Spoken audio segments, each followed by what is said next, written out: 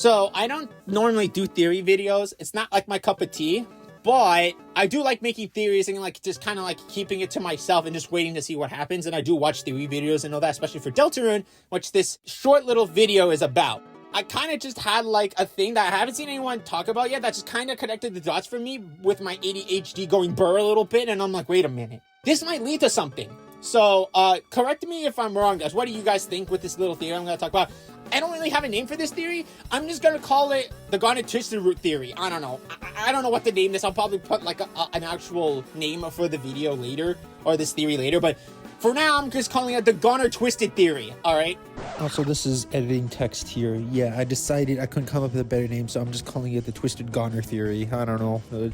Twisted Goner theory. It's the best I can come up with. I don't know.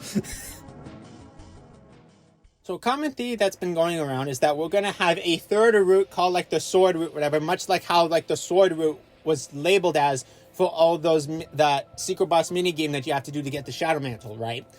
And I was on board with that theory. I was like, huh, interesting, but I just didn't like the outcome of it, basically just being a rehash of the genocide route. But for what? Just to get into the shelter sooner, I guess, or pushing the boundaries of the game? Okay, I kind of get it, but I'm just like, it just didn't sit well with me. But then my ADHD brain was going burr for a minute, and then I connected the dots to something, and wait a minute. What if they didn't do it in Hometown? Maybe the Twisted route doesn't exist, but it's a part of the read route. It still is a part of the read route. And I know this is probably going to be a little too crazy, so like, try to bear with me here for a moment, okay? I know it might sound insane, but just wait until I lay out the evidence, and then jump to conclusions, okay? Basically, we all know the roots theory, right? If you haven't seen it, go check it out. Link in the description or in the iCards. Go watch it. It's a really good watch. The 8-bit roots that we play in the sword route is the carbon copy of Hometown. And this is what people are using as the foundation to prove the third route with the sword route. And with the Twisted Sword and Chris. And I'm like, okay, yeah, that's what got me on in the first place. Like, okay, hold up a minute. They might be cooking with something here. But then I'm like, okay, wait, what if it doesn't have to be Hometown? Because roots. How do you get to roots, guys? How do we get to roots? In Chapter 2, the first instance of anything roots related is under Queen's Castle, right? Underneath Queen's Castle. And roots is underneath the tree, right? There's also the other theory that people have been coming to a conclusion to, which I also kind of agree with, is the breadcrumb theory. From the original Earthbound going to monochrome copy of Hometown. That's where Noelle and Chris go at the end of Chapter 5. By falling under the lake. I'm like, hang on a minute. A monochrome copy of Hometown. And the roots is underneath Hometown, right? What if the sword route, you kill every one of the gunners in the monochrome copy of Hometown with the Twisted Sword? Now, I know people are already going to be jumping to point this out, but text, we don't have the Twisted Sword. We don't have enough Shadow Crystals to get the Purified Crystal. If they do end up being the Purified Crystal. Yeah, that's a steam point. I have come with some evidence to prove that we might even get the last Shadow Crystal in Chapter 7, Side B. And this piece of evidence that I'm mentioning is something to do with Noelle. There's a lot of hints about Noelle wanting to break free from the shackles of Hometown and the conformity of just doing Noelle things the entire time, right? Besides the general nod aside, with I could do anything, I'm like, hang on a minute. What if when they go underneath the lake, and if they do end up going to monochrome version of Hometown underneath the town, right? Underneath the lake. What if when Noelle just realizes, wait a minute, it's just Hometown but again? Can I never really escape this town? Am I just stuck here forever? I'm just stuck in this Hometown. I'll never be able to escape, to be free, to be truly free. Then the Shadow Crystal forms. Noelle would make a Shadow Crystal because of the fact her dreams were broken. Because from Chapter 5, the normal route, John tells the Shadow Crystals are the power of lost dreams. Basically, Noelle's dream being lost of ever truly being able to be free. Hello, editing text back again. While editing this video, I did think of something else. Every single Shadow Crystal that we've gotten so far has a broken dream that is tied to freedom in some way. A failing to obtain true freedom in some sort of way, right? The only one that isn't completely like that is Mew Mew, or Pink. It's there. Don't get me wrong, it's there. It's just not as prominent as the other ones. Mew Mew's freedom is just more about, like, you know, freedom to choose who they are and what to self-identify as.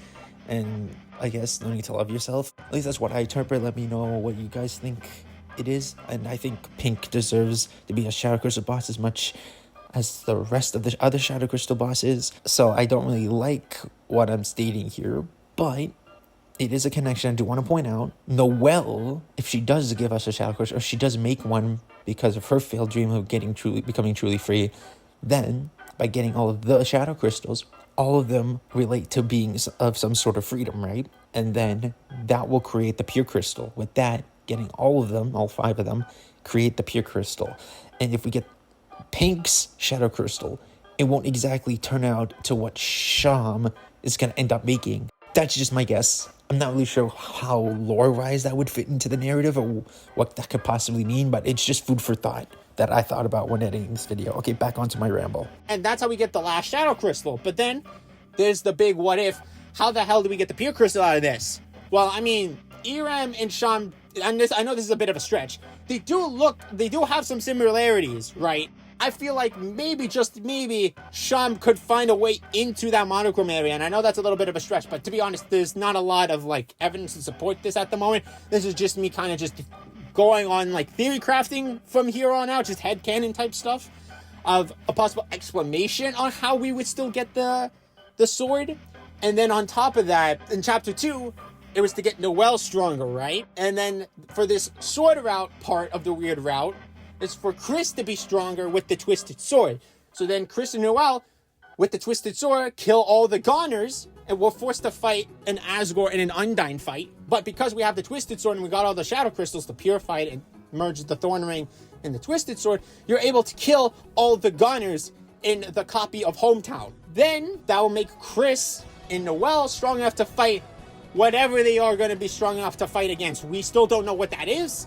It might be the Angel, could be Wingathy Dingathy himself. I don't know. There's not enough evidence to really know what the heck is going to happen at the end of the weird route, besides trying to get more information on Des. But yeah, that's basically it. That's basically my theory. Okay, so editing text back again. Just wanted to also clarify that also, I do know that Noelle can also hold the Twisted Sword.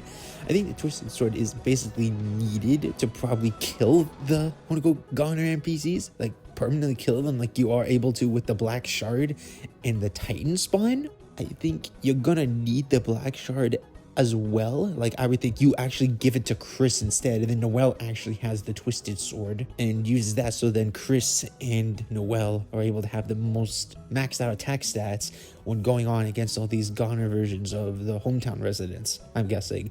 Thematically, I don't really know what this theory really does, besides of the fact that at least Chris doesn't have to bear with the fact that they killed their family members, because that'd be insane if we forced them to kill their own family members. Like, holy crap. Yeah, that's the only justification I guess I can think about story-wise, besides, I don't know, finding Wingathy Dingathy and then revealing the knight is Rudy Holiday. Okay, I'm kidding with that joke there. It's a joke. As much as I love the Rudy Knight theory, and I'm secretly rooting for it, I'm more like logically so for its death. But anyway, that's near you or there. Yeah, let me know what your guys' takes are in the comments. Let me know if there's any plot holes in this that you see. I like to do some constructive theorizing in the comments. No need to attack anyone. This is just for fun. This was just an idea that popped into my mind, and I thought, hang on a minute, this could be like an interesting theory to pass around to see what other people think, and maybe people can build off of this theory or just deconstruct it to hell and back. I don't know, up to you guys. So thanks for watching this mini theory. I'm not going to do any more of these. This is just like the one idea I thought I had, which is I thought could be interesting to throw around. So yeah, I hope you enjoyed the Twisted Goner theory.